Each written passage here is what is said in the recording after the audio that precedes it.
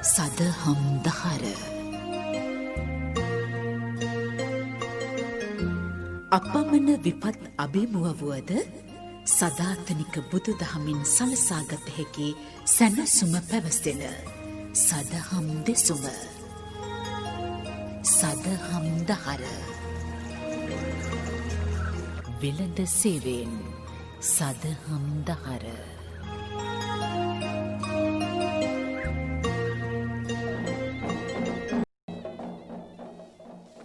අද ධර්මානුශාසනා පැවැත්වීම සඳහා ගෞරවනීය ආරාධනා ලබන්නේ විචිත්‍ර භානක පූජ්‍යපාද ඇරව්වල සුධම්ම ස්වාමින්ද්‍රයන් වහන්සේ. අපේ ස්වාමින්ද්‍රයන් වහන්සේ සදහම් දහර ධර්මානුශාසනා මාලාව වෙනුවෙන් පවත්වන නවවන ධර්මානුශාසනාව. සසර ගමනේදී බෞද්ධයෙකුට ලැබෙන විශේෂ අවස්ථා නිර්වාණ සුවය පසක් කර ගැනීම සඳහා අප කෙසේ පිළිවෙත් පිරිය යුතුද? ධර්මානුශාසනාව පැවැත්වීම සඳහා ගෞරවයෙන් ආරාධනා කරමින් අද දවසේ මේ ධර්මානුශාසනාව ශ්‍රවණය කිරීම සඳහා සහභාගී වන ශ්‍රී ලංකා යුද හමුදාවේ රණවිරු ඇපරල් සේනා විධායක සහ ප්‍රධාන විධායක නිලධාරී මේජර් ජෙනරාල් ශාන්ත රාජකරුණා මහතා ඇතුළු පවුලේ පිරිසටද සවන් දෙන ඔබටද අපි සෙත් ප්‍රාර්ථනා කරමින් ආරාධනා කරනවා. ප්‍රථමයෙන් තිසරණ සහිත පංචශීලය සමාදන් වී ධර්මානුශාසනාව ශ්‍රවණය කිරීමට අප හා ඒකාත්මික වන ලෙසට. අවසරයි ස්වාමින්ද්‍රයන් වහන්සේ, සදහැවතුනි, අපි සාදුකාරයක් පවත්වා නමස්කාරය කියමු. සාදු සාදු සාදු. අවසරයි ස්වාමින්ද්‍රයන් වහන්සේ. නමෝ තස්ස භගවතෝ අරහතෝ සම්මා සම්බුද්දස්ස. නමෝ තස්ස භගවතෝ අරහතෝ සම්මා සම්බුද්දස්ස. නමෝ තස්ස භගවතෝ අරහතෝ සම්මා සම්බුද්දස්ස. බුද්ධං සරණං ගච්ඡාමි. බුද්ධං සරණං ගච්ඡාමි. ධම්මං සරණං ගච්ඡාමි. ධම්මං සරණං ගච්ඡාමි. සංඝං සරණං ගච්ඡාමි. සංඝං සරණං ගච්ඡාමි. ဒ ුතියම්පි බුද්ධං සරණං ගච්ඡාමි. ဒ ුතියම්පි බුද්ධං සරණං ගච්ඡාමි. ဒ ුතියම්පි ධම්මං සරණං ගච්ඡාමි. ဒ ුතියම්පි ධම්මං සරණං ගච්ඡාමි. ဒ ුතියම්පි සංඝං සරණං ගච්ඡාමි. ဒ ුතියම්පි සංඝං සරණං ගච්ඡාමි. තතියම්පි බුද්ධං සරණං ගච්ඡාමි. තතියම්පි බුද්ධං සරණං ගච්ඡාමි. තතියම්පි ධම්මං සරණං ගච්ඡාමි. තතියම්පි ධම්මං සරණං ගච්ඡාමි. තතියම්පි සංඝං සරණං ගච්ඡාමි. තතියම්පි සංඝං සරණං ගච්ඡාමි. ආනාති පාතා වේරමණී සික්ඛාපදං සමාදියාමි. පාණාතිපාතා වේරමණී සික්ඛාපදං සමාදියාමි. අදින්නාදානා වේරමණී සික්ඛාපදං සමාදියාමි. අදින්නාදානා වේරමණී සික්ඛාපදං සමාදියාමි. කාමේසු මිච්ඡාචාරා වේරමණී සික්ඛාපදං සමාදියාමි. කාමේසු මිච්ඡාචාරා වේරමණී සික්ඛාපදං සමාදියාමි. මුසාවාදා වේරමණී සික්ඛාපදං සමාදියාමි. මුසාවාදා වේරමණී සික්ඛාපදං සමාදියාමි. සුරාමේරය මජ්ජපමා දට්ඨානා වේරමණී සික්ඛාපදං සමාදියාමි. සුරාමේරය මජ්ජපමා දට්ඨානා වේරමණී සික්ඛාපදං සමාදියාමි. සමන්ත චක්ඛවාලේසු අත්‍රා ගච්ඡන්තු දේවතා සද්ධම්මං මුනි රාජස්ස සුනන්තු සග්ග මොක්ඛදං ධම්ම ශ්‍රවණ කාලෝ අයං භදන්තා ධම්ම ධම්ම ශ්‍රවණ කාලෝ අයං භදන්තා ධම්ම ශ්‍රවණ කාලෝ අයං භදන්තා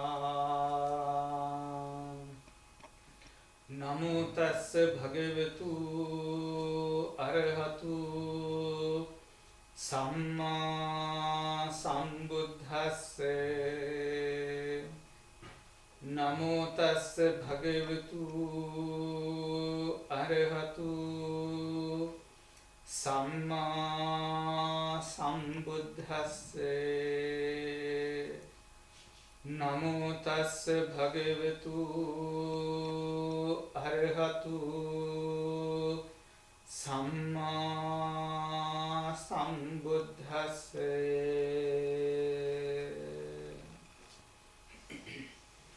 පින්වත්නි අද දවසේත් මේ පින්තුන් සියලු දෙනාම බොහොම ශ්‍රද්ධාවෙන් යුතුව ශ්‍රී ලංකා ගුවන්විදුලි සංස්ථාවේ වෙළඳ සේවය ඔස්සේ ප්‍රචාරය වන සදහම් දහර ධර්මදේශනා මාලාවේ තවත් එක ධර්මදේශනාවක් ශ්‍රවණය කරන්න බලාපොරොත්තු වනවා.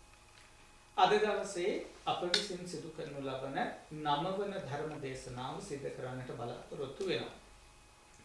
මේ පින්බර පින්කම සඳහා අද දවසේ සහභාගී වෙනවා ශ්‍රී ලංකා යුද හමුදාවේ රණවිරු ඇපරල් සේනා විධායක සහ ප්‍රධාන විධායක නිලධාරීතුමන් වන මේජර් ජෙනරාල් ශාන්ත රාජකරුණා මහතා ඇතුළු පවුලේ සියලු දෙනා. පින්වත්නි අපි ඔබට 8 වන ධර්මදේශනාව යටතේ කියා දෙන්නට යෙදුනා නිවන් මඟ අරමුණු කරනු ලබන තැනැත්තෙක් ඒ නිවන් මඟ අරමුණු කර ගැනීම සඳහා එසේ කටයුතු කිරීමේදී තමන්ට අනුකූල බෝධියක් අරමුණු කරගන්න ආකාරය පිළිබඳව. එහි තව සුළු ධර්ම කාරණා කීපයක් තියෙනවා ඔබට කියා දෙන්නට. ඒ කාරණා ටික අපි අද දවසේ මෙම 9 වන ධර්ම දේශනාව ඔස්සේ කියා දෙන්නට බලාපොරොත්තු වෙනවා. මේ ධර්ම කාරණා පිළිබඳව ඔබ අවබෝධයක් ඇති කරගත්තට පස්සේ ඔබ සුදුසු පුද්ගලයෙක් බවට පත් වෙනවා නිවන් මඟට එළඹීම සඳහා. මොකද වර්තමානයේදී බොහෝ විට අපි දකිනවා නිවන සඳහා පවතින ධර්ම කාරණා නෙමෙයි අපිට නැති වෙලා තියෙන්නේ නිවන් මඟ හරියට අරමුණු කරගන්න ආකාරය. ඒ නිසා තමයි අපි මුලින්ම මේ ධර්ම කාරණා ඔබට කියා දෙන්නට බලාපොරොත්තු වුනේ. එතකොට අවසාන වශයෙන් 8 වන ධර්ම දේශනාවේදී අපි ඔබට කිව්වා තමන්ව ප්‍රත්‍යවේක්ෂා කරගන්නේ කොහොමද? එතනදී ධර්මයේ ගුරු තනතුරේ ගරු තනතුරේ තබා ගත යුතුයි. බුදුරජාණන් වහන්සේට මූලිකත්වයේ දිය යුතුයි. ධර්ම රත්නයේ මූලිකත්වයේ දිය යුතුයි. ඒ වගේම ශ්‍රාවක මහා සංඝ රත්නය නැතිනම් රහතුන් වහන්සේලා රහත් තෙරණින් වහන්සේලා තමන්ට මඟ කියන්නන් හැටියට මඟ පෙන්වන්නන් හැටියට සකස් කරගත යුතුයි. එහෙම කටයුතු කරනු ලබන කෙනෙක් ධර්මයක් අධ්‍යයනය කිරීමෙන් තමන් පිළිබඳව පරීක්ෂා කරලා බලලා නිවන් මඟ සකස් කර ගැනීම සිද්ධ කරනවා. එතකොට මේ විදිහට නිවන් මඟ සකස් කර ගන්නකොට මම ඔබට කිව්වා යම් පමණකට අපිට ත්‍රිපිටකය හදාරන්නට වෙනවා. ඒ හැදෑරිය යුතු තැනුත් මම ඔබට කිව්වා. ඒ වගේම ඒ තැන් හැදෑරිය යුත්තේ මොන අරමුණක් නිමිති කරගෙනද කියන කාරණාවත් මම ඔබට කියා දෙන්නට යෙදුණා. දැන් මේ ටික සකස් කරගන්නකොට ඔබට සමහර වෙලාවට එක තැනක් එනවා ඒකත් කියා දිය යුතුයි නැත්නම් ඊට පස්සේ ඔබ අතරමං වෙනවා. මේ තැන ඇත්තටම එන්නේ පසේ බුද්ධත්වයක් කියන දෙක අරමුණු කරන පුද්ගලයන් අතර පසේ බුද්ධත්වය අරමුණු කරන කෙනාටයි මේ ගැටලුව කල් යනකොට එන්නේ. ඒ තමයි මම කිව්වා කෙනෙක් පසේ බුද්ධත්වය අරමුණු කරන්නේ ලෝක සත්වයා පිළිබඳව යම් පමණකට අනුකම්පාවෙන් කියලා. නමුත් කෙනෙක් බුද්ධත්වයක් අරමුණු කරන්නේ ලෝක සත්වයා ගැන පරිපූර්ණ අනුකම්පාවකින් කියලා මම කිව්වා. එතකොට මේ පසේ බුද්ධත්වයේ වර්ධනය කරගෙන සාංශාරිකව පැමිණෙන කෙනා මම කියන්නේ මේ ආත්මෙට විතරක් බලපාන දෙයක් නෙවෙයි.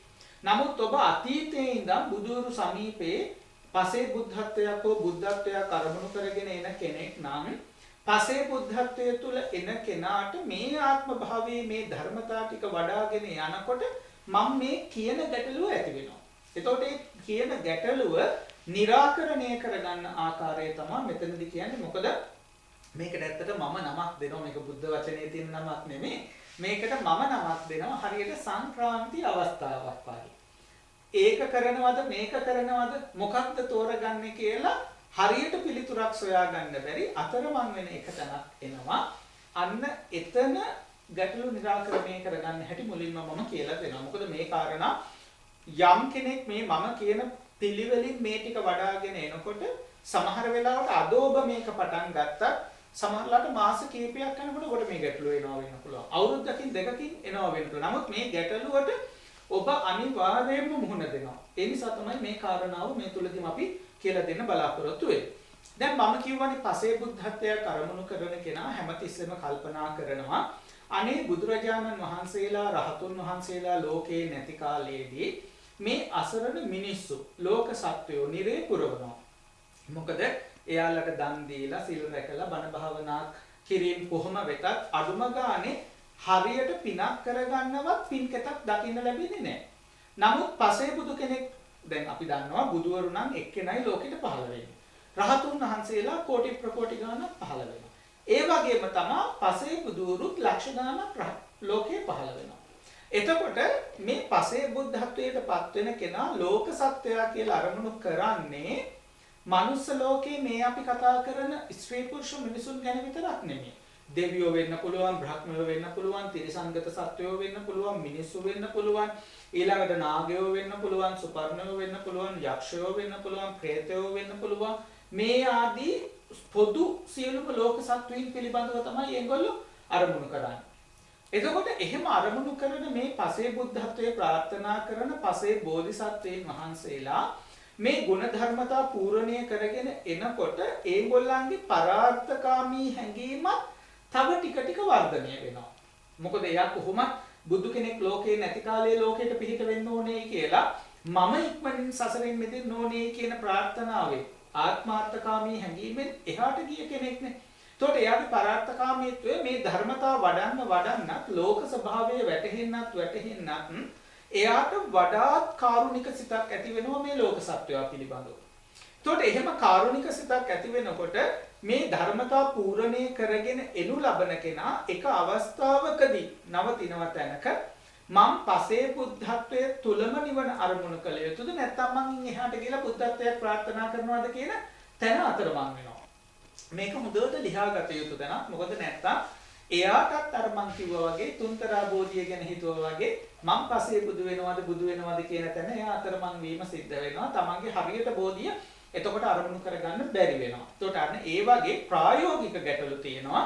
ඒ ප්‍රායෝගික ගැටලු අපි හොඳ අවධානයෙන් බණ පොතම බුදුහාමුදුරුවෝම ගුරු තනතුරේ තබලිවර වෙලා ඒව ලියා ගන්න කරගන්නට ඕනේ. එතකොට තමයි අපිට හරියටම ධර්ම මාර්ගයේ සකස් වෙන්නේ. දැන් මම මෙතනදී මුලින්ම කියලා දෙන්න අපිට උදව් ගන්න පුළුවන් අය කවුද කියන එක මුලින්ම කියලා දෙන්න. දැන් මම ඔබට කිව්වා බුදුරජාණන් වහන්සේගේ බෝධිසත්ව අවධියේ මුලින්ම මනෝ ප්‍රනිධානය නැත්තම් බුදු බව ලබනවා කියන අදහස මනසට එන්නේ තමන්ගේ මෑණියන් මහා සාගරයෙන් එතර කරපු අවස්ථාව, ජීවිතය බේරගත්තු අවස්ථාව. එතකොට ඒ අවස්ථාවේ මේ බ්‍රහ්මනිකායික රහතන් වහන්සේ කෙනෙක් උපකාර කරනවා රහත් ඵලයක් නෙමෙයි, පසේ බුද්ධත්වයක් නෙමෙයි, ඔබ වැනි වීරයවන්ත පුරුෂයෙක්, කරුණාවන්ත පුරුෂයෙක් බුදු බවටම ගමන් කරන්න කියලා. එතකොට ඒ අනුව තමයි මවගේ ශරීරයට ආවේශ වෙලා නැත්නම් ඒ ශරීරයට දිව්‍යමය බලය පතුරවලා මොකද කරන්නේ? මේ වචනේ ඉදිරියට යොමු කරනවා පුතේ මාව මේ සාගරයෙන් එතර කරා වගේ ලෝක සත්වයා ගැන අනුකම්පාවෙන් මාව අත් නොහැර සාගරේ ආරක්ෂා කළා වගේ වීරය වඩලා මේ ලෝක සත්‍යය සතර දුකෙන් එතර කරන්න බුදු බව පතන්න කියන ප්‍රාර්ථනාව කියනවා. ඒ ප්‍රාර්ථනාව තමයි මුලින්ම මොකද කරන්නේ? බෝධිසත්ව සිතේ මම බුදු විය යුතුයි කියන චේතනාව විදිහට ඉතා තදබල ලෙස ග්‍රහණය වේ. අන්න ඒ වගේ ඒතකොට එතන හොඳටම පැහැදිලි අර දේවතාව තමයි මෙයාගේ වීරිය බලලා කරුණාවන්ත භාවය බලලා මේ අරමුණ යොමු කළේ. අන්න ඒ වගේ අපටත් තියෙනවා අපේ බෝධිය හරියට අපට අල්ලා ගන්න අරමුණු කරන්න බැරි නම් මේ කියපු මාර්ගඵලලාභී හෝ රහත් ඵලයටපත් වෙච්ච දෙවියෙක් හෝ බ්‍රහ්මයින්ගේ උපකාරේ අපට ඒ තනතුර නැත්නම් අපිට කොතනටද යන්න ඕනේ කියන කාරණාව හරියට ග්‍රහණය කරගන්න. හැබැයි වරදවා වටහා ගන්න එපා. මෙතනදී ඔබට අනිවාර්යයෙන්ම පිළිහිට වෙන්නේ ගොඩාක් වෙලාවට අවිහ, අතප්ප, සුදස්ස, සුදස්සී, අකනිට්ඨකා කියන රූපාවචර බ්‍රහ්ම ලෝක ඉහළම බ්‍රහ්ම ලෝක පහේ ඉන්න අනාගාමී ඵලයට හෝ රහත් ඵලයටපත් වෙච්ච ආර්ය උත්තමීන් වහන්සේලා. දැන් අපේ පුරුද්දක් තියෙනවානේ දෙවියෝ කියපු ගමන් අපිට මතක් වෙන්නේ විභාග පාස් කරගන්න එක. දෙවියෝ කියපු ගමන් අපිට මතක් වෙන්නේ රැකී ආරක්ෂා හොයාගන්න එක. එහෙම නැත්නම් විවාහ ආවාහ විවාහ කටයුතු බාධායි නම් ඕවා කරගන්න එක තමයි අපිට දෙවියෝ කියපු ගමන් මතක් වෙන්නේ. මොකද අපේ මිනිස්සු දුවලා හති වැටිලා නමුත් තවමත් දුවන්නේ ඒ පිටපස්සේ. ඒ අරමුණ ලෞකික අරමුණ පස්සේ තමයි දුවන්නේ. නමුත් මේ දෙවි දේවතාවුන් වහන්සේලාගෙන් ඔබට එවැනි උපකාර ලැබෙන්නේ නැහැ. ඒක හොඳට මතක තියාගන්න. ඔබ කොච්චර ඉල්ලුවත් මේවා ලැබෙන්නේ නැහැ. මොකද උන්වහන්සේලා ධර්මයේ දැකපු රහතුන් වහන්සේලා උන්වහන්සේලාට ඔය තන්ගේ ලෞකික බලාපොරොත්තු වල වැදගත්කමක් නැත්තේ නැහැ. නමුත් ඔබ ධර්මයේ තුල හැසිරෙනවා නම් මේගොල්ලෝ ඔබට පුදුමාකාර විදිහට ඒ ධර්ම මාර්ගයේ යන්න උපකාර කරනවා. මේකට මම ලස්සන කතාවක් කියන්නම්. අපේ නායක හාමුදුරන් වහන්සේ කෙනෙකුගේ අත්දැකීමක්. ඒ තමයි අපවත් වී වදාළ පරම පූජනීය මහා කම්මට්ටානාචාර්ය නාවිනේ අරිය ධම්ම මහානායක හාමුදුරුවන් වහන්සේගේ. උන්වහන්සේ එක්තරා අවස්ථාවකදී මේ Taman යටතේ ඉන්න භික්ෂුන් වහන්සේලාට ත්‍රිපිටක ධර්මයේ උගන්වමින් සිටිනකොට අපේ බුදු පියාණන් වහන්සේ තවතිසා දිව්‍ය ලෝකේ අභිධර්ම දේශනාව සිද්ධ කරපු ඒ ආකාරය පිළිබඳව දේශනා කරමින් සිටියා. ඒ දේශනා කරනකොට ගරු කටයුතු හාමුදුරුවන් වහන්සේ කෙනෙක් විසින් ඇහුවා ස්වාමීනි මේ මනුස්ස ලෝකයේ ආයුෂින් මාස 4ක් කියලා කියන්නේ තවතිසා දිව්‍ය ලෝකේ කොච්චර ආයුෂක්ද කොච්චර දවස් ප්‍රමාණයක්ද නැත්නම් කාලයක්ද කියලා. දැන් ඇත්තම කියනවා නම් මේක ඒ වෙනකොටත් මහානායක හාමුදුරුවන්ට අරමුණු වෙලා තිබ්බේ නැහැ ගණන් හදාගෙන තිබ්බේ නැහැ කොහොමද කියලා. මහානායක හාමුදුරුවෝ මොකද කළේ? දැන් මේකට උත්තරයක් දෙන්නත් එපා. දැන් තමන්ගේ යටතේ ඉන්න ගෝලයෙක් නැහුවේ. ඒ ගමනේ නායක හාමුදුරන්ගේ සිරිතක් තියෙනවා නිරන්තරයෙන්ම බුදුගුණ භාවනාව කරනවා. හැමතිස්සෙම බුදුගුණ භාවනාව කරනවා. ඒ බුදුගුණ භාවනාව කරන නිසා මහානායක හාමුදුරුවෝ මොකද කළේ? බුදුගුණම සිහිපත් කළා. බුදුගුණම සිහිපත් කරලා ඉවර වෙලා මේ දෙවි දේවතාවුන් වහන්සේලාගෙන් ඉල්ලීමක් කළා මේ ධර්ම කාරණාව මටත් මතක් වෙලා නැහැ. මම සිහිපත් කරලත් නැහැ. ගණන් හදලත් නැහැ. මේක දැන් එකපාරටම ගණන් හදලා කියන්නත් බෑ. මොකද අහපු ගමන් උත්තරේ දෙන්නත් එපා. ඒ නිසා දෙවි දේවතාවුන් වහන්සේලා මම වඩපු බුදුගුණ බලයේ සත්‍ය බලයෙන් මේකට නිවැරදි පිළිතුරක් මට ලබා දෙත්වා කියලා අදිෂ්ඨාන කළා. අනේ අදිෂ්ඨාන කරනවත් එක්කම එකපාරටම හිතට එනවා මනුස්ස ලෝකයේ ආයුෂින් විනාඩි 9 කියලා ඉවර වෙලා උත්තරේ එකපාරම ආවා. ඒක හොඳ උපමාවක්. නාවිනේ අරිය ධම්ම මහානායක හාමුදුරුවෝ නිතර කියපු කාරණාවක් තමයි මේ ධර්මයේ පිළිබඳව අපට යම් ගැටලුවක් තිබෙනවා නම් මේ ධර්මය අවබෝධ කරපු දෙවි දේවතාවුන් වහන්සේලා නිරන්තරයෙන් සැදී පැහැදී ඉන්නවා අපේ ධර්ම මාර්ගය හොඳට සකස් කරගන්න උදව් උපකාර කරන්න. දැන් හොඳම උදාහරණයක් කියන්නම්කෝ අපේ ධර්මයේ තුල ඒ තමයි දැන් රහතුන් වහන්සේලාගේ ස්වභාවය පිළිබඳව බුදුරජාණන් වහන්සේ දේශනා කරනකොට බුදුහාමුදුරුවෝ හරි ලස්සන විග්‍රහයක් කරනවා මේ රහතුන් වහන්සේලාගේ චිත්තය පිළිබඳව. රහතුන් වහන්සේලා තරම් අල්පේච්ඡ පිරිසක් තව සමාජයේ නැහැනේ. උන්වහන්සේලා තමයි ලෝකේ ඉන්න ඉහළම ශ්‍රේෂ්ඨම අල්පේච්ඡ පිරිස. එතකොට උන්වහන්සේලා දැන් හැබැයි වර්තමානයේ රහත් කියලා පෝස්ටර් ගහන, ටීවී වල ඇඩ්වර්ටයිස්මන්ට් දාන, පත්තරවල පළ කරන රහත් බව එකක් බුදුහාමුදුරන්ගේ ශාසනය තුළ ධර්මයේ තුළ සඳහන් වෙන රහත් බව තව එකක්. මේක කියන්නේ කාටවත් අගෞරව කරන්න නෙමෙයි. නමුත් අපේ උපාසක උපාසිකාවන් වැරදි මාර්ගයක නොයා ආරක්ෂා කරගත යුතු නිසායි කියන්නේ. රහතුන් වහන්සේලාගේ ස්වභාවය ගැන අල්පේච්ඡ භාවය ගැන කියනකොට කියනවා රහතුන් වහන්සේලා ධර්මතා දෙකක් විශේෂයෙන් සලකනවා කියලා. එකක් තමයි තමන්ට ලැබිච්ච රහත් ඵලය මේ ලෝකේ වාසය කරන සියලුම සත්ත්වයින්ට ලැබේවා කියන බලාපොරොත්තුව කැමැත්ත. ඒක මේ තණ්හාවක් නෙමේ කුසල චේතනාවක්. ඒ කුසල චේතනාව සියලුම රහතුන් වහන්සේලාට තියෙනවා. ඒ කියන්නේ හැබැයි ඒ කුසල චේතනාවක් කොට ඒක විපාක දෙන චේතනාවක් නෙමේ ක්‍රියාවක් සිද්නේ උන්වහන්සේලාට පවතින්නේ. ඒ හුදෙක් ඒක කැමැත්තක් විතරයි. ඡන්දයක් විතරක් කියනවා. යමකට තියෙන කැමැත්තට ඡන්දය කියලා. ඡන්දයක් විතරයි. එතකොට උන්වහන්සේලා හරි කැමති කෝටි ප්‍රකෝටි ගණන් අනන්ත සංඛ්‍යාත සත්වයෝ තමන් විඳපු තමන් අත්කරගත්තු සැපත අත්කරගන්නවා. ඒක එක ධර්මතාවයක්. දෙවැනි එක තමයි කිසිම රහතුන් වහන්සේ කෙනෙක් සාධාරණ හේතු නැතිව තමන්ගේ රහත් ඵලය තවත් කෙනෙකුට හඟවන්නේවත් නැහැ. හොඳ උදාහරණයක් තියෙනවා.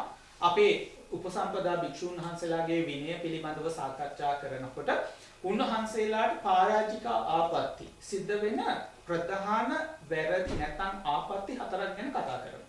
ඒ හතර ගැන කතා කරනකොට ඒ හතරෙන් එකක් තමයි උත්තරීතර මනුෂ්‍ය ධර්ම හැඟවීම. උත්තරීතර මනුෂ්‍ය ධර්ම කියලා කියන්නේ මනුෂ්‍ය ධර්ම කියලා කොටසක් තියෙනවා. උත්තරීතර මනුෂ්‍ය ධර්ම කියලා කොටසක් තියෙනවා. මනුෂ්‍ය ධර්ම තමයි දස පුණ්‍ය ක්‍රියාව. අපි දන්නවා දානය, සීලය, භාවනාව, වැඩිහිටියන්ට සැලකීම, පින් දීම, පින් අනුමෝදන් වීම, බණ ඇසීම, බණ කීම, ඒවා ඔක්කොම සාමාන්‍ය මනුෂ්‍ය ධර්මතා. ඊළඟට අපි කියන්නේ දස කුසල කර්මපතේ කියලා. ප්‍රාණඝාතයෙන් වැළකීම, සොරකමින් වැළකීම, කාම මිත්‍යාචාරයෙන් වැළකීම, බොරු කීමෙන්, කේලම් කීමෙන්, පරස්පර්ශන කීමෙන්, හිස් වචන කීමෙන්, ව්‍යාපාද සිතවිල්ලෙන්, අවිද්‍යාවෙන්, ඊළඟට මිත්‍යා දෘෂ්ටියෙන් වැළකීම කියන ධර්මතා ටික. එතකොට මේ ධර්මතා 20 තමයි සාමාන්‍යයෙන් මනුෂ්‍ය ධර්මතා කියලා බුදුහාමුදුරුවෝ දේශනා කරා.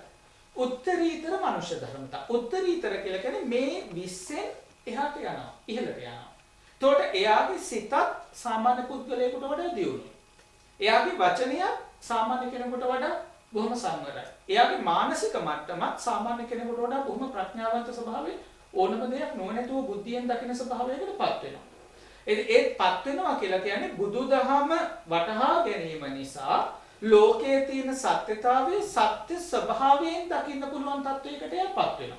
එතකොට ලෝක සත්වයා මුලාවටපත් වෙලා හැම අතම දුවද්දී මෙයා නිශ්චලව ඒ සියල්ල දෙසත් Taman දෙසත් බොහොම උපේක්ෂාවෙන් සහ බොහොම බුද්ධිමත්ව බලන කෙනෙක් බවට පත් වෙනවා. යථාර්ථය හඳුන ගන්න කෙනෙක් බවට පත් වෙනවා. එතකොට ඒ ඉහළ මට්ටමකට පැමිණීම තමයි උත්තරීතර මනුෂ්‍ය ධර්ම. උදාහරණයකට ධ්‍යාන සම්පත් ලැබීම. පළවෙනි, දෙවෙනි, තුන්වෙනි, හතරවෙනි ආදී ධ්‍යාන සම්පත් ලැබීම. ඊළඟට සෝවාන් ආදී මඟඵල නිවන් අවබෝධ කිරීම. මේවා තමයි උත්තරීතර මනුෂ්‍ය ධර්ම කියලා කියන්නේ. බුදුහාමුදුරුවෝ ධර්මයේ තුල දේශනා කරනවා තමන් සමග තවත් භික්ෂුවක් වාසය කළා, එකට වාසය කළා, ගුරු ශිෂ්‍ය වශයෙන් හෝ නැත්නම් එකට වාසය කරන සහෝදර භික්ෂුන් වහන්සේලා විදිහට වාසය කරා. තමන්ගේ රහත් ඵලය ගැන ඉංගියකින් හෝ ඇහිපිල්ලමකින් ගැසීමකින් හෝ හඟවන්න පනවන්න තහනම්. ඒක බුද්ධ ආඥාවක්, බුදුරජාණන් වහන්සේගේ විනය ශික්ෂා පදයක්. ඒ නිසා මේ රහතුන් වහන්සේලාගේ සිරිතක් වෙනවා. අපි හිතමුකෝ දැන් අපි ඔක්කොම එකට භාවනා කරලා අපි උපමාවකට ගමුකෝ රහත් වුණා. බුදුහාමුදුරුවෝ ජීවමානව වැඩ වාසය කරනවා. දැන් රහත් වුණාම රහතුන් වහන්සේලාගේ සිරිතක් තියෙනවා. තමන්ගේ රහත් ඵලය පිළිබඳව ගිහිලා බුදුහාමුදුරුවන්ට හඟවනවා, කියනවා. අනේ ස්වාමීනි, ඔබ වහන්සේගේ ශාසනය ස්වාක්කාතයි, සාන්දෘෂ්ටිකයි, මේ සංඝ රත්නය සුපටිපන්නයි. ඔබ වහන්සේගේ අවබෝධයත් ඔබ වහන්සේගේ බුද්ධත්වයත් ලෝකයේ සත්‍යයක් කියලා. ඒ නිසා මට ධර්මය අවබෝධ කරගන්න පුළුවන් වුණා. මේ මාවතේ ධර්මයට අනුව කටයුතු කරලා කියලා ඒ ධර්මය අවබෝධ කරපු බව ගිහිල්ලා කියනවා. මෙහෙම කියනකොට අපි තුමු දැන් උන්වහන්සේ ගිහිල්ලා පත්කඩේ නැත්තම් නිසීදනයක් අරගෙන එළලා මුලින්ම කරන්නේ බුදුහාමුදුරුවන්ට වඳින්න කරන්න කලින් පිටපස්සේ හැරිලා බලනවලු. පිටපස්සේ හැරිලා බලන්නේ ඇයි?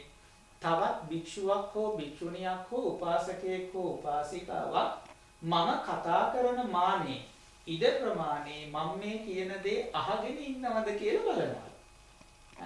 අහගෙන ඉන්නවා නම් නැත්තම් පෙනෙන්න ඉන්නවා නම් උන්වහන්සේ ස්වාමීනි මම රහත් වුණා කියලා නොකිය පත්කඩේ දාලා හිතින් බුදුහාමුදුරුවන්ට ඒ කාරණේ කියලා වචනෙන් කියන්නේ නැතුව ශරීරයෙන් නඟවන්නේ නැතුව හිතින් ඒ දේ කියලා බුදුහාමුදුරන්ට නමස්කාර කළා. අර වචනයෙන් කියන වචන ටික හිතින් හිතලා බුදුහාමුදුරන්ට නමස්කාර කළා. නිහඬවම ඉවත් වෙලා වැඩම කරනවා. නමුත් කිසිම භික්ෂුවක් හෝ කිසිම කෙනෙක් ඒ ස්ථානයේ එහෙම අසන කෙනෙක් නැතිනම් හෝ බුදුහාමුදුරුවෝ විශේෂයෙන් ඒ ඵලය පිළිබඳව ඇසීමක් නොකළොත් කවුරුත්ම නැති නිසා අර භික්ෂුන් වහන්සේ රහත් වෙච්ච භික්ෂුන් වහන්සේ බුදුරජාණන් වහන්සේට කියනවා. දැන් සමහර අවස්ථා තියෙනවා විනය ශික්ෂා පදවලදී භික්ෂුන් වහන්සේලා ඇති කරපු ඇතැම් ආරවුල් නිසා සමහර භික්ෂුන් වහන්සේලාගේ රහත් ඵලයේ බුදුහාමුදුරුවෝ ගෙනල්ලාම ඇහුවා. ඔබ රහත් වෙලාද කියලා. දැන් හොඳම උදාහරණයක් මහා කප්පින මහරහතන් වහන්සේ. මහා කප්පින මහරහතන් වහන්සේ කියන්නේ විශාල රාජ්‍යයක් අතහැරලා ඇතා මත්තේ ඉඳිදී අතාගේ පිට ඉඳද්දීම බුද්ධ කියන නම අහලා බුද්ධ රත්නයේට රන් කහවණු ලක්ෂයකුත් ධම්ම කියන වචනයේට රන් කහවණු ලක්ෂයකුත් සංඝ කියන වචනයේට රන් කහවණු ලක්ෂයකුත් ලක්ෂ 3ක් රන් කහවණු පූජා කරන්න කියලා තමන්ගේ රන් නලල් පටේ ලියලා බිසවට යවලා එවෙලෙම මැති ඇමතිවරුත් එක්ක ගිහිල්ලා මහාන වෙච්ච කෙනා තමයි මහා කප්පින මහරහතන් වහන්සේ කියන්නේ. මහා රාජ්‍ය පාලනය කරපු මහා රජ කෙනෙක්. හැබැයි පැවිදි වෙච්ච දවසේ ඉඳන් රහත් ඵලය ලැබපු දවසේ ඉඳන් සිරිතක් තිබ්බා හැමතැනම යනකොට අහෝ සුකං ගියේ යන. දැන් ඊට පස්සේ මේ පෘථග්ජන කෙලෙස් බරිත මේ භික්ෂුන් වහන්සේලා කල්පනා කරනවා ඒකාන්ත වශයෙන්ම මේ අර ඉස්සර වින්ද රජසභ මතක් කරලා තමයි මෙහෙම කියන්නේ. කියලා මොකද කරන්නේ පැවිදි වෙලා ගිහි සැප ගැන වර්ණනා කරනවා කියලා බුදුහාමුදුරුවෝ ගාවට එක්කගෙන යනවා. බුදුහාමුදුරුවෝ මේක විසඳවන්න මොකද කරන්නේ? මොකද නැත්නම් අනිකයි පව් කරගන්නවනේ. රහතුන් වහන්සේ කෙනෙක් වැරදියට හිතලා. ඒ නිසා ගෙන්නනවා. ගෙන්නලා අහනවා මහා කප්පින ඇත්තද මේ යන තැන අහෝසුකම් යන්නේ පුදුම සැපක් යන්නේ. එහෙමයි ස්වාමීනි මං යන තැන එහෙම කියනවා. ඇයි මේ භික්ෂුන් වහන්සේලා කියනවා ඔබට රජසභ මතක් වෙලයි මේ කියන්නේ කියලා. අන්නේ වෙලේ මොකද කරන්න කියනවා අනේ ස්වාමීනි රජසැප විඳිනකොට නැත්තම් රටක් පාලනය කරනකොට මම මේ තරම් දුක් විඳා පැවිදි වෙලා කොහේ හරි දඩු මැස්සක සයනය කරලා ලැබෙන පින්දපාතයක් මේ වළඳලා ඉවර වෙලා බණ භාවනා කරලා ජීවිතේ මම මෙච්චර සුවයකට පැමිණුණා කියලා එවෙලේ තමයි බුදුහාමුදුරුවෝ සාක්ෂි වශයෙන් පවත්වලා අර භික්ෂුන් වහන්සේලාගේ දෝෂාරෝපණය දුරු කරන්න සාක්කියක් විදිහට බුදුහාමුදුරුවෝ විමසලා අදාළ කරුණ ලෝකයට අනුකම්පාවෙන් පව කරගන්න නිසා දුරු කරපු නැති කරපු අවස්ථා තියෙනවා. එහෙම අවස්ථාවක හැර මොකද දැන් බුද්ධ ආඥාවෙන්නේ එයාගේ ඵලයේ පිළිබඳව අහන්නේ අර සත්වයින්ට අනුකම්පාවෙන් ඒ නිසා කියනවා. එවැනි අවස්ථාව. එහෙම නැත්නම් Tamanට අඩුම ගානේ දැන් ධර්මයේ තුල සඳහන් කරන අපි එකට කාමරේ එක කුටියේ වාසය කරන භික්ෂුන් වහන්සේලා දෙන්නෙක් ඉන්නවා කියලා උපමාවට ගන්නකො. මම භාවනා කරනවා නම් කාමරේ කුටියේ ඉන්න අනික් කෙනාටවත් ඒක පේන්න බෑ. එයි ඒව ඔක්කොම උත්තරීතර මනුෂ්‍ය ධර්ම වලටයි අයි ඒව හංගවන්නවත් බෑ මම භාවනා කරනවා කියලා ඉවරලා කියලා. ඔය හරිය ලස්සන කතාවක් තියෙනවා දුතාංග ගැන විස්තර කරනකොට නේසජ්ජිකාංගය විස්තර කරනකොට විසුද්ධි මාර්ගයේ අටුවාවලයි නේසජ්ජිකාංගය කියලා කියන්නේ නිදිය ගන්නෙ නෑ. ඊතුරු ඉරියව් තුනේ දවස ගත කරනවා කවදාවත් ඇඳක මෙට්ටයක ලෑල්ලක පෝරුවක ඇඟ දිගහැරලා පිට දිගහැරලා බුදියන්නේ නැහැ. රැයටත් නැහැ දවල්ටත් නැහැ ඊතුරු ඉරියව් තුනෙන් තමයි කල් ගත කරන්නේ. ඒ අපේ දූතාංග. එක භික්ෂුන් වහන්සේලා දෙදෙනෙක් ඒ විදිහට රැ ඉන්නකොට එකපාරටම විදුලි කෙටීමක් සිද්ධ කරනවා. විදුලි කෙටීමක් සිද්ධ කරනකොට දකිනවා ළඟ ඉන්න හාමුදුරුවෝ නිදියගෙන නැහැ වාඩි වෙලා ඉන්නවා. ඒ කියන්නේ නිදියන ආසනේ සයනේ වාඩි වෙලා බද්ද පරයන්කෙන් ඉන්නවා. දැන් අර හාමුදුරුවෝ ධර්මයේ දන්නවනේ අර දැකපු හාමුදුරුවෝ උන්වහන්සේටත් අහලා ස්වාමීනි නේසජ්ජිකාංගේ රකින්නවද කියලා. ඒද මේ මහ රැ අකුණ ගහපු එළියෙන් තමයි දැක්කේ. එතකොට මොකද කරන්නේ? ටක් ගාලා මොකද කරන්නේ? දූතාංගේ අතහැරලා ඇඳේ නිදා ගන්නවා. එච්චරට අල්පේච්ච එච්චරට ධර්මයේ හැසිරිච්ච එච්චරට තමන්ගේ ගුණ ලෝකෙට නොපෙන්නපු ඒ කියන්නේ නුසුදුසු අවස්ථාවේ නොපෙන්නපු ශාසනයක් ශ්‍රේෂ්ඨ ශාසනයක් තමයි මේ අද වගේ පෝස්ටර් ගහලා අරවා කරලා මේවා කරලා තමන්ගේ මාර්ගඵල පෙන්වන මේ ශාසනයක් නෙමෙයි මේ අපිට ගොඩක් තැන් වැරදිලා තියෙන්නේ අපේ සමහර ධර්මයේ නොදන්නා කම නිසා. ඒතකොට එහෙම රහතුන් වහන්සේලා ඒ රහත් ඵලයටපත් වුණාට පස්සේ උන්වහන්සේලාගේ අල්පේච්ඡ භාවය ඒ තරම් තියෙනවා. ඒක නිසා ඔබ හොඳට මතක තියාගන්න ඔබ යම් බෝධියක් අරමුණු කළොත් ඔබගේ මවටවත් පියාටවත් සහෝදරයටවත් භාර්යාවටවත් සාමාන්‍යයෙන් දුවට පුතාටවත් මේක කියන්නේ නැහැ. ඒක හොඳට අවබෝධ කරගන්න. මොකද ධර්මය අපි හිතමුකෝ උපමාවක් ගමුකෝ යම් කිසි කෙනෙක් බුදු බවක් ප්‍රාර්ථනා කරනවා. අනේ මටත් කවදා හරි මේ ලෝක සත්‍යයට පිහිට වෙන්න මේ මම මෙතන ඔබට කියා දෙන්නේ මේ බෝධිය අරමුණු කරාට විතරක් හරියන්නේ තව අපිට ලෝකෙට අනුකම්පාවෙන් ගොඩාක් දේවල් තියෙනවා අපේ පැත්තෙන් සකස් කරගන්න.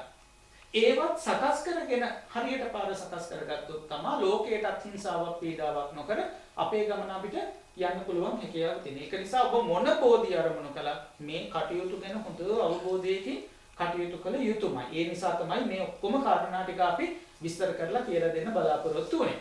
එතකොට ඔබ යම් බෝධියක් අරමුණු කළොත් හරි ඔබට එකම එක අවස්ථාවක් විතරයි ලැබෙන්නේ තව කෙනෙක් එක්ක ඒක කතා කරන්න. එහෙම නැත්නම් කතා කරන්න තහනම්. ඒ තමයි ඔබ වැනිම අදහස් තියෙන. ඔබට ජීවිතේ ඔබත් එක්ක අපි තුන් විවාහක ස්වාමි භාර්යාව කියලා හිතන්නකෝ. භාර්යාවත් හොඳට පින් කරනවා හොඳ ධාර්මික ජීවිතයක් ගත කරනවා. ස්වාමියාත් හොඳට පින් කරනවා හොඳ ධාර්මික ජීවිතයක් ගත කරනවා. එහෙම ගන්නකෝ. ස්වාමියා බුදු බවක් ප්‍රාර්ථනා කරනවා. නමුත් ස්වාමියා මේ තාක් අපි අවුරුදු 10ක් හරි 15ක් හරි 20ක් හරි යුග ජීවිතේ ගත කරපු ඒ ස්වාමියාට තේරෙනවා මගේ භාර්යාව ඇත්තටම පිනට ලැබි කෙනෙක්. හොඳට පින් කරන කෙනෙක්. මෛත්‍රී කරුණාව තියෙන කෙනෙක්. මේ වගේ කෙනෙක් මට පාදචාරිකාව වුණොත් මාවත් අවබෝධ කර ගැනීම නිසා හරියට බෝධිසත්වයන් වහන්සේට යශෝදරාව නිවන් දකින්න උපකාර කළා වගේ ඒ පාරමිතා ගුණ දහම් පූර්ණේ කරන්න මෑගෙන් මට උපකාර ලැබෙවි ඒ අවශ්‍ය පාරමිතා සම්පූර්ණ කරන්න. අන්න එවැනි අවස්ථාවක විතරක් අවසර තියෙනවා ඒ ස්වාමියාට පුළුවන් භාර්යාවත් එක්ක තමන්ගේ අරමුණ මොකක්ද කියලා ඇයගේ මුලින්ම තමන්ගේ අරමුණ කියන්න බෑ. හොඳට මතක තියාගන්න. ස්වාමියා බුදු බව පැතුවත් භාර්යාවට කියන්න බෑ. ස්වාමියාට තියෙනවා අහන ක්‍රමයක් ඔබ මොන ශාසනයක මොන පදවියක් යම් ආකාරයකින්ද නිවන පතන්නේ කියලා තමන්ගේ අරමුණ නොකිය ඇයගෙන් ප්‍රශ්න කරන්න පුළුවන්. එතකොට එයා කිව්වොත් අනේ මම ආසයි කවදා හරි බුදු කෙනෙකුට පාදචාරිකාවක් වෙන්න නිවන් දකින්න උපකාර කරන්න කියලා ඇයගෙන් පිළිතුර ලැබුණොත් අන්න තමන්ගේ බලාපොරොත්තුව ඇයට කියන්න පුළුවන් මම මෙහෙම දෙයක් ප්‍රාර්ථනා කරනවා ඔබ කැමති නම් මාත් එක්ක මේ ගමනට එකතු වෙන්න. ඒ ආධ්‍යාත්මික ගමනට, නිර්ආමිෂ ගමනට එකතු වෙන්න. කියලා ඉවරලා අන්න එතකොට දෙන්නට කතා කරලා එතෙන් සිට ඒ අදාළ බෝධීන්ට කළ යුතු දේවල් සියල්ල අර මම පෙර කිව්වා වගේ හොඳට අවබෝධ කරගෙන දෙන්නට එකට ඒ පාරමිතා ගුණ දහම් පූර්ණේ කරගන්න පුළුවන්.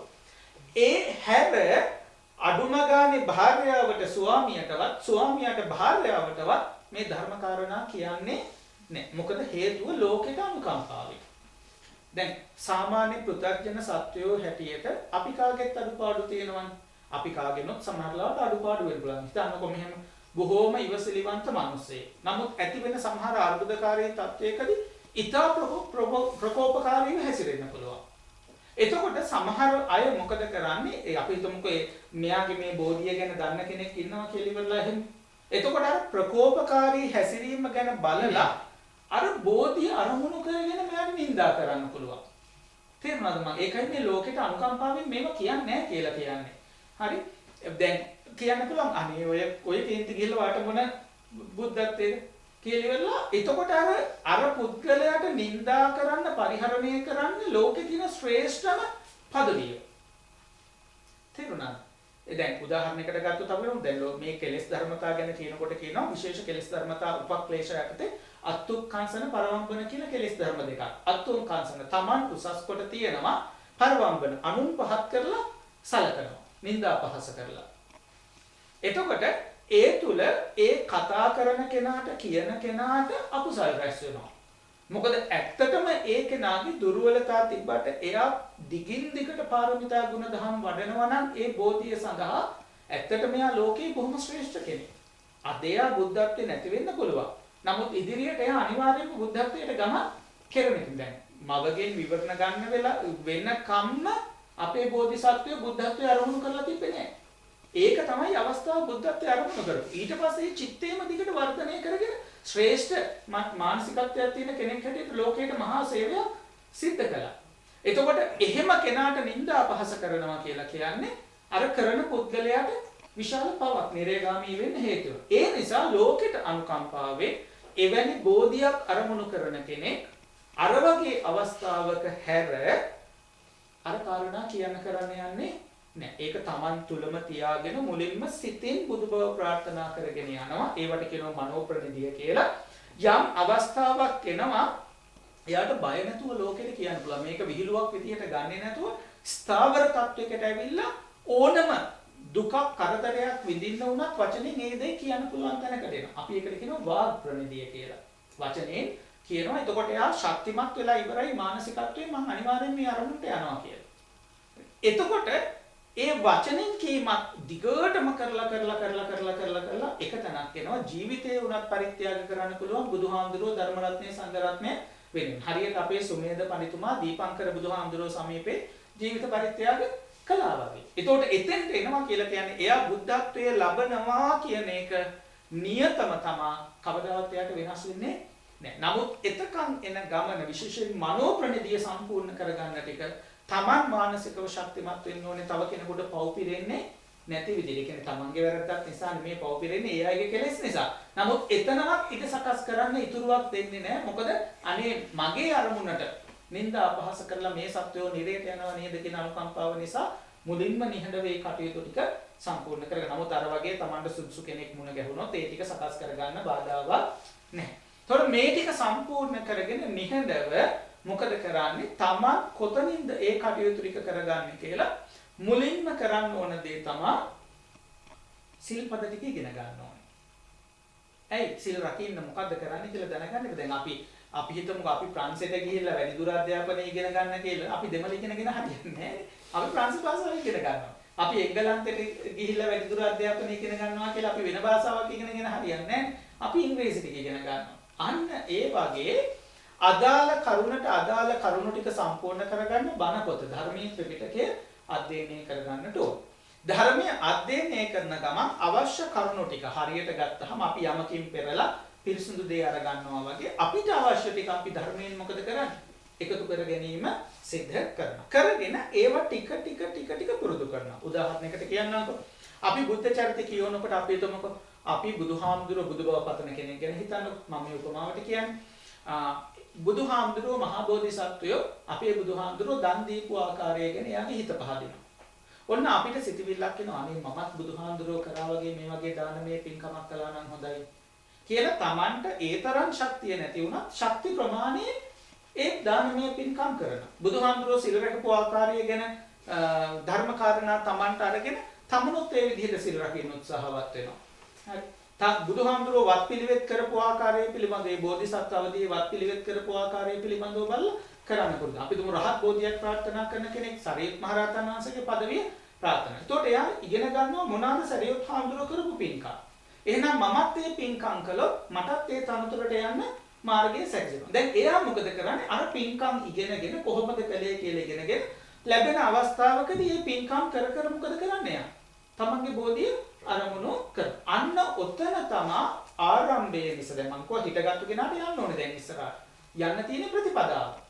ඒතකොට ප්‍රතිපත්ති ශාසනය කටයුතු කරන්න ඕනේ. කටයුතු කරන්න මුලින්ම සීලය අවශ්‍යයි. ඒතකොට සිල්පද ටික ගැන ඉගෙන ගන්නට ඕනේ. ඊළඟ සමාධිය ගැන අවශ්‍යයි. සමාධිමය භාවනා ටික ගැන ඉගෙන ගන්න ඕනේ. විදර්ශනාවත් අවශ්‍යයි. ඒව ටික ගැන ඉගෙන ගන්න ඕනේ. ගිහිවනම් දැනට ගමන් කරන්නේ ගිහි ජීවිතේ Tamanට අතිරේකව කරන්න පුළුවන් පින්කම් වෙන්න පුළුවන් කුසල් දහම් වෙන්න පුළුවන් වෙනත් වත් පිළිවෙත් වෙන්න පුළුවන් ඒව ටික ඉගෙන ගන්න ඕනේ. පෙරවස් සමාධිමාදී කටයුතු කරන්න ඕනේ. පෙරවස් සමාදන් වෙච්ච දවසට සාමාන්‍ය කෙනෙකුට වඩා Taman කොහොමද පින් කරගන්නේ කියන අවබෝධය ඇති. උදාහරණයක් ගත්තාම භික්ෂුන් වහන්සේලාට වේගයෙන් කෙලෙස් නැසන ධර්මතා 13ක් දූතාංග 13ක් දේශනා කරනවා. මේ දූතාංග 13න් පෙරවස් සමාදන් වෙන කෙනාට දූතාංග 10ක් 11ක්ම රකින්න පුළුවන්. මහාන වෙන්න ඕනේ නැහැ. හැබැයි එයාට මහාන නොවි රකින්න බැරි කීපයක් තියෙනවා. එකක් තේ චීවරිකාංගය. තුන් සිවුරු දැරීම. තුන් සිවුරු දරන්නේ ඉතින් මහාන වෙන්නම එපා. ඒතකොට එයාට ගිහිම ඉඳලා ඒක කරන්න බෑ. ඊළඟට ගිහිව ඉන්න කෙනාට සාමාන්‍යයෙන් කරන්න අමාරු එකක් තමයි සෝසාංගය වගේම සොහන කරා ඉන්නවා කියන එක.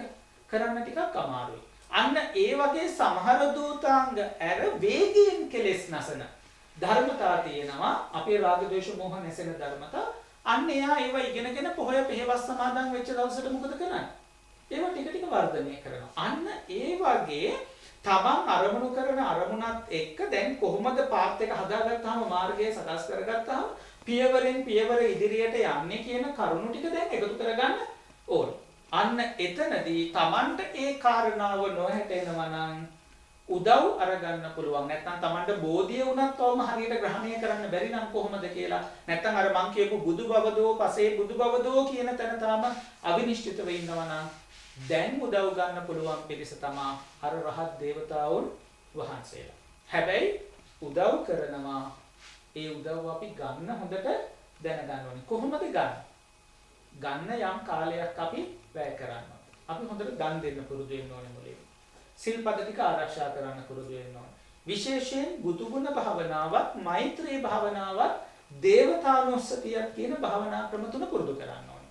හොඳට මතක තියාගන්න හැම භාවනාවක්ම නෙමේ බුදුගුණ භාවනාවත් ඊළඟට මෛත්‍රී භාවනාවත් දේවතානුස්සතියක් කියන භාවනා තුන පුරුදු වෙන්න ඕනේ විශේෂයෙන්. මොකද බුදුගුණ භාවනාවේ එයා තුන්රුවන් ගැන හොඳ ප්‍රසාදයකට එනවා. මෛත්‍රී සිතවිල්ල තුළ ලෝක සත්‍යයට අනුකම්පා වෙනවා.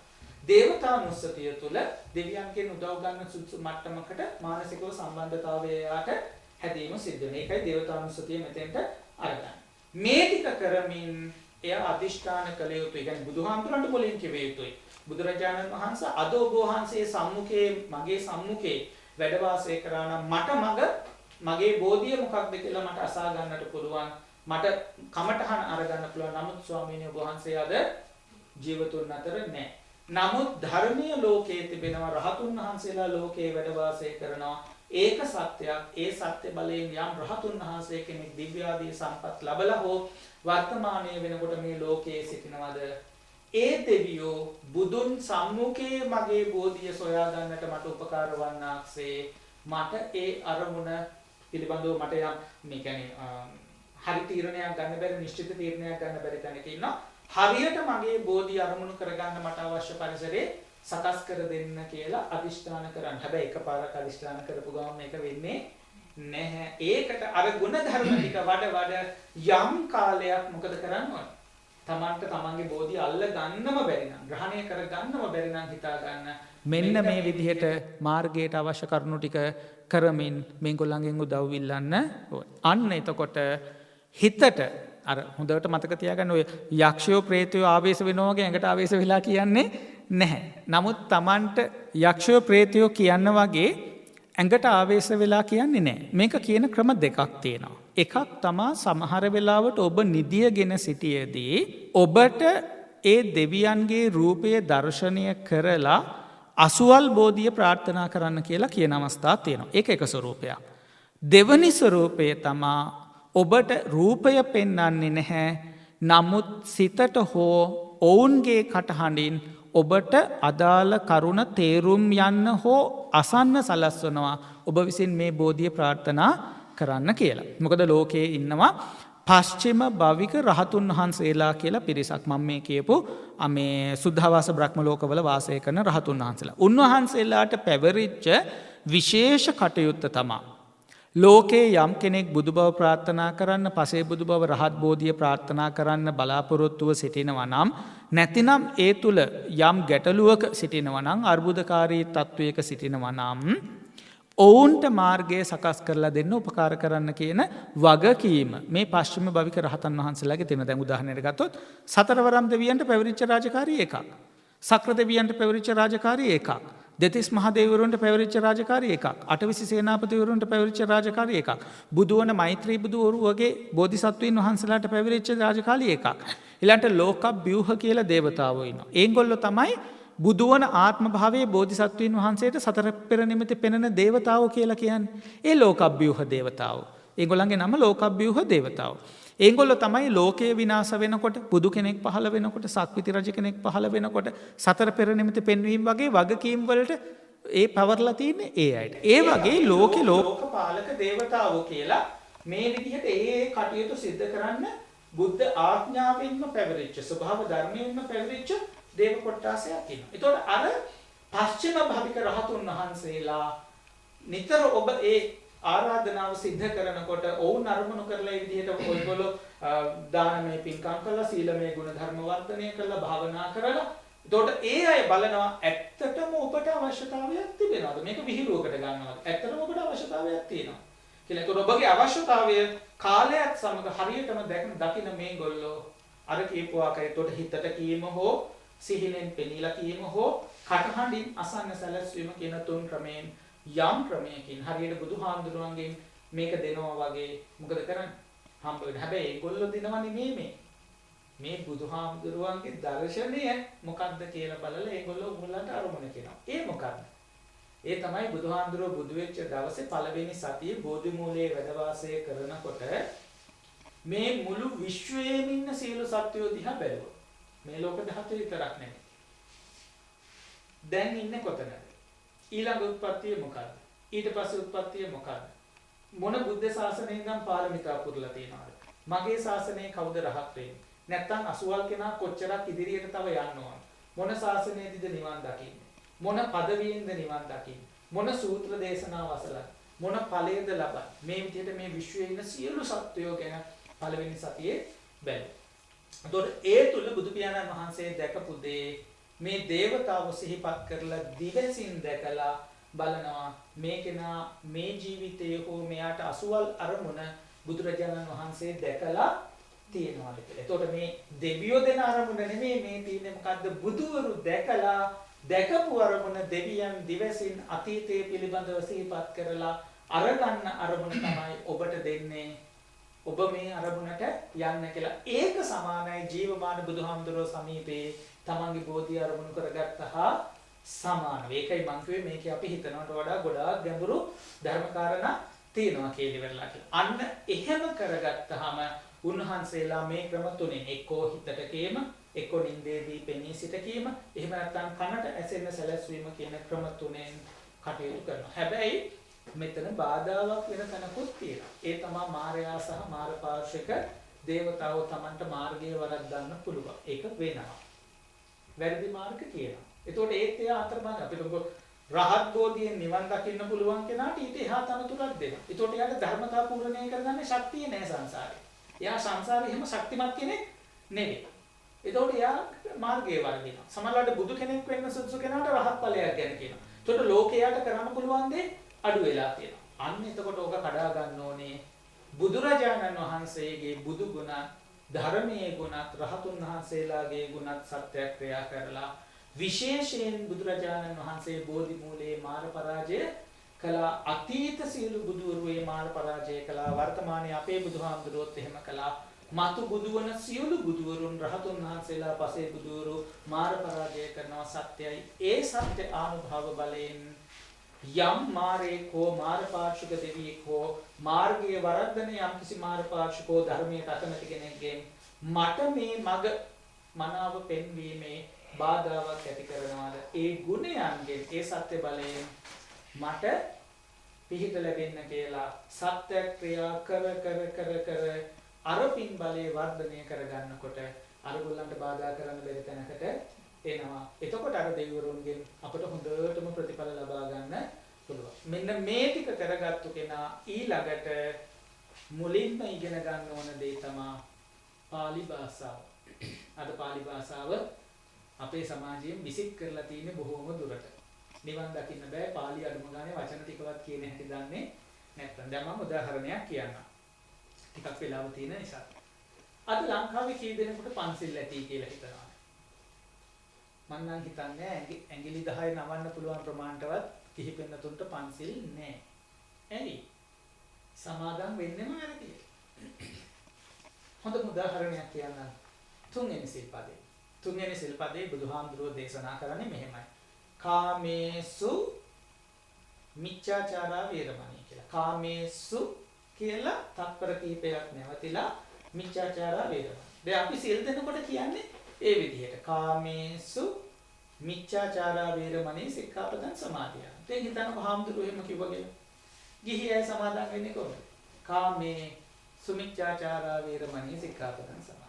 දැන් බුද්ධ ආඥාවේ තියෙන සීලය රැකෙන්නේ කාමේසු තත්පර කිහිපයක් නවත්තලා මිච්ඡාචාරා වේරමණී කියලා කිව්වහමයි කියලා. අපි කියන බුදුහාමුදුරුවෝ එකක් කියපු දෙන්න අපි අපිට ඕන එක කියනවා කියලා. අපි කියනවා කාමේ සුමිච්ඡාචාරය. ඒතකොට බුදුහාමුදුරුවෝ දීපු සිල්පදයට අපි සමාදන් වෙලා තියෙන්නේ නැහැ. එතකොට සිල්පද පහෙන් කීයද තියෙන්නේ? 4යි තියෙන්නේ. පන්සිලුත් නැහැ. ඉතින් අන්තිමට දැලෙන්නා. හරි. අන්න ඒ නිසා නිවන් දකින්න කෙනා යම් පමනකට හෝ පරතරට නැති වුණත් අඩුම ගානේ සරණාගමනයයි සිල්පද ටිකයි හරියට කියන හැටිවත් පාලි භාෂාවට අනුකූලව මොකද කරන්න ඕන? ඉගෙන ගන්න ඕනේ. ඒකයි මං කිව්වේ නිවන් දකින්න කෙනා මුලින්ම ඉගෙන ගන්න ඕනේ වෙන මොකොත් නෙමෙයි පාලි භාෂාව. අර මං ඉස්සෙල්ලා කිව්වා වගේ චීනෙට ගිහිල්ලා උපාධියක් කරනවා නම් චීන භාෂාව ඉගෙන ගන්නවා. අපි කාටවත් බෑ කියන්න බෑනේ. මොකද අපි උපදිනකොටම ඉංග්‍රීසි දන්නේ නැහැ. සිංහල දන්නෙත් නැහැනේ. අම්මා තාත්තගේ හුරුවෙන් අනිකුත් මේ උපකාර ලැබලා අපි අද වෙනකොට හොඳට ඉංග්‍රීසි කතා කරනවා. අපි හොඳට සිංහල ටික කතා කරනවා. සමහරවිට තවත් ජාත්‍යන්තර භාෂා කීපයක් අපිට විවේක ලැබිච්ච අවස්ථාවේදී අපි ඉගෙනගෙන තියෙනවා. එහෙනම් අපිට පාලි ඉගෙන ගන්න බැහැ කියන්නේ මොකද්ද? ඒක අමූලික බොරුවක්. එතන වෙලා තියෙන මේ ධර්මයේ වටිනාකම අවශ්‍යතාවය තාම අපි දැකලා නැහැ. දැක්කනම් ඔබ අනිවාර්යයෙන්ම ඔය ඔක්කොම තියලා පාලි භාෂාව මුලින්ම ඉගෙන ගන්න. අමාරු නැහැ.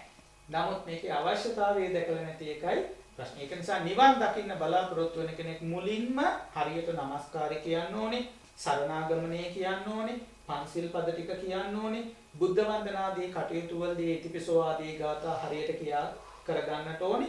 හැබැයි මේවා සිංහලෙන් කියලා බෑ. දැන් වර්තමානයේ තියෙනවානේ මේ ඔක්කොම සිංහලට පරිවර්තනය කරගෙන කියන උත්සාහවත් වෙන පරිසරයකොත් තියෙනවානේ. සිංහලෙන් කියලා මේවා කරන්න බෑ. මේවා පාලියෙන්මයි කියන්න ඕනේ. ඒ නිසා පාලි භාෂාව නිවන් දකින්න බලාපොරොත්තු වන කෙනෙක් ඒ ටිකවත් කරගන්න මට්ටමට අඩුම ඒ ටිකවත් කරගන්න මට්ටමට හරියට ඉගෙන ගන්න ඕනේ. දැන් තව උදාහරණයක් කියන්නම්. අපි වෙනසු සරණාගමනයක් නැහැ. සරණාගමනේ නැත්තම් බෞද්ධයොත් නෙමෙයි. සරණාගමනේ තියෙනෝනේ බෞද්ධයෙක් වෙන්නේ. එතකොටයි උපාසක උපාසිකාවක් වෙන්නේ. හොඳම උදාහරණයක් ගන්න. අපි කියනවා සරණාගමනේටපත් කරනකොට බුද්ධං සරණං ගච්ඡාමි කියලා. නමුත් අපේ මිනිස්සු ඔක්කොම කියන්නේ මොකද්ද? බුද්ධං සරණං ගච්ඡාමි. මහා ප්‍රාණ දයන්න වෙනුවට අල්ප ප්‍රාණ දයන්නේ වචනය කියනවා. බුද්ධං කියලා ශාස්ත්‍රඥ වහන්සේ කෙනෙක් නැහැ. බුද්ධ කියලායි තියෙන්නේ. එහෙනම් ඒ නාම විවහාරයෙන්ම මොකද වෙන්නේ ඒක? වැරදි. ඒතකොට වැරදි කියන්නේ එයාට හරියට ශාස්ත්‍රඥ වහන්සේ සරණ යන්නේ නැහැ. ශාස්ත්‍රඥ වහන්සේ සරණ යන්නේ නැත්නම් සරණාගමණයෙන් එහාට ධ්‍යාන මාර්ගඵල නිවන් සුව ටික ඇත්තේ නැහැ. එහෙනම් නිවන් මඟ තියා නිවන පේන තැනකවත් එයා ඇත්තේ නැහැ. අන්න ඒකයි මම කිව්වේ මේ ටික Tamanගේ බෝධිය හරියට සකස් කරගත්තු කෙනා හරියට වචන ටික උච්චාරණය කරන්න, හරියට ඒ වචන කියන හැටි, ඒ තාල ටික, මේකේ තේරුම් ටික, ඒ ඔක්කොම ටික හරියට ඉගෙන ගන්න පුළුවන් තැනකට පැමිණෙන්න ඕනේ. මේ ටික සකස් කරගත්තු කෙනා ඊළඟට pāli භාෂාව යම් පමණකට චුට්ටක් හෝ ඉගෙනගෙන මේ ටිකවත් හරියට කියන හැටි කරගන්න ඕනේ. මෙතන හරියට සකස් කරගත්තාම එයා සරණාගමනේ පිහිටෙව්වා කියලා කියන්නේ එයා නිවන් මගේ බුදුහාමුදුරුවෝ කියපු මගේ ධ්‍යානය මාර්ගඵලයක් නිවන් සම්පතක් රහත් ඵලයක් ලබන සුදුසු තැනකටපත් වෙච්ච පුද්ගලයෙක් බවට පත්. එහෙම නැතුව ශික්ෂා පද ටිකක් වැරදියට කියලා සරණාගමනේත් වැරදියට කියලා ඕන විදිහට අපි ඒ දේවල් කරන්න කියන ගත්තොත් අපිට ඒ ප්‍රතිඵල ලැබෙන්නේ නැහැ. ඒක නිසා පළවෙනි දේ ඔබ විසින් ඔබේ බෝධිය සකස් කරගන්නට ඕනේ. නැතිනම් බුදුහාමුදුරුවෝ නැති නිසා දෙවියන්ගෙන් බුදුහාමුදුරුවෝ දැකපු ස්වරූපයෙන් බෝධිය සකස් කරගන්න ඕනේ. කරපු කෙනා දැන් නිවන් දකින්න සුදුසු මාවතට ඇවිල්ලා තියෙනවා. දැන් ප්‍රතිපදාවයි අවශ්‍ය. ප්‍රතිපදාවට ආරම්භයේනේ নমස්කාරයයි සරණාගමනේට. අපි ඊළඟ ධර්ම දේශනාවලින් নমස්කාරයේ තේරුම මොකක්ද කියලා යම් පමණකට සරණාගමනය කොහොමද අපිට උපකාරී වෙන්නේ කියන කාරණා ටිකක් කියලා දීලා බෞද්ධ අපි කොහොමද ඒ කටයුතු කරගන්නේ කියන කාරණාව කියා දෙනවා. ඒ වගේම අපි ඉදිරියට කියා දෙන්න බලාපොරොත්තු වෙනවා අබෞද්ධ කෙනෙක් සමග බෞද්ධයෙක් වෙනස් වෙන්නේ කොහොමද? ඒ කියන්නේ බෞද්ධයාගේ අරමුණ නිවන. අබෞද්ධයට යන්න පුළුවන් උපරිම තැන දේව උත්පත්තියක් හෝ බ්‍රහ්ම උත්පත්තියක්. එයාට කවදාවත් මාර්ගඵලයක් සහ නිවන අරමුණු වෙන්නේ නැහැ. ඇයි ඒකට හේතු වෙන්නේ? එතකොට මේ ලෝකේ යම් තාක් සත්වයෝ හිටියනම් සසර දුක් නිවන්න ඕන නම් කවදා හෝ බුද්ධ ශාසනයක සරණාගමණයටපත් වෙන්න වෙනවම තමයි. අද මුස්ලිම් වෙන්න පුළුවන්, බර්ගර් වෙන්න පුළුවන්, ක්‍රිස්තියානි වෙන්න පුළුවන්, නැත්නම් වෙනත් රටක වෙනත් ජාතිකයෙක් වෙන්න පුළුවන්. කාට නමුත් සසර දුකෙන් මිදෙන්න ඕනේ නම් ඇවිල්ලා නවතින්න වෙන්නේ තුනුරුවන් ඉදිරි. ඒ ඇයි කියන කාරණාවත් අපි ඉදිරියේ ඔබට කියා දෙන්න බලාපොරොත්තු වෙනවා. ඉතින් අද දවසේ මේ ධර්ම දේශනාවත් ඔබට නිවන් මාර්ගයේ ඉතා හොඳින් සකස් කර ගැනීම සඳහා එක හා සමානව උපකාරී වේවා කියලා ආශිර්වාද කරනවා.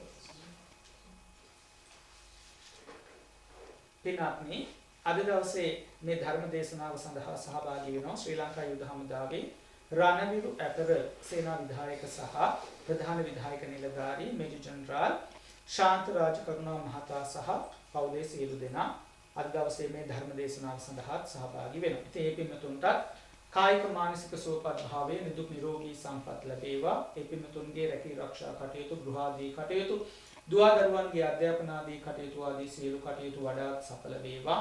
සසර සුවපත් වේවා. ඒ වගේම මේ පින්තුන් නමිනුත් ඔබ අප නමිනුත් මේ පරිලෝක ගියා වූ ආරක්ෂක සේවයේ සේවා කරලා මේ පරිලෝක ගියා වූ සියලු දෙනාටමත් ඒ වගේම දැනට ගිලන් ප්‍රතිකාර ලබනේ සියලු විරෝධාර රණවිරුවන්ටත් ඒ වගේම ලෝකවාසී සියලු දෙනාටමත් නිදුක් නිරෝගී සම්පත් දිගාසිරි සම්පත් ලැබේවා. ඔබ අප නමින් මේ පරිලෝක ගියා වූ සියලු සත්වයෝ මේ පින් බලයෙන් සුවපත් වේවා. සියලු දෙවියෝත් මේ පින් අනුමෝදන් වෙලා සුඛී සුවපත් භාවයට පත්වෙත්වා. මේ පින්තුන් සියලු දෙනාටමත් ආරක්ෂාව සපයත්වා.